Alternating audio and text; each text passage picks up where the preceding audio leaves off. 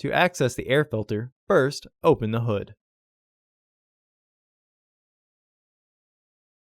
Use the hood prop rod to support the hood. The air filter is located here. Remove the 5 fasteners that secure the housing.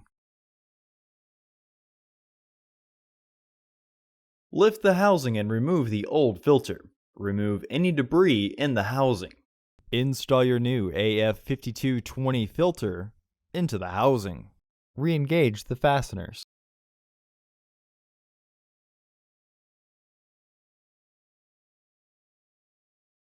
Remove the hood prop rod and close the hood.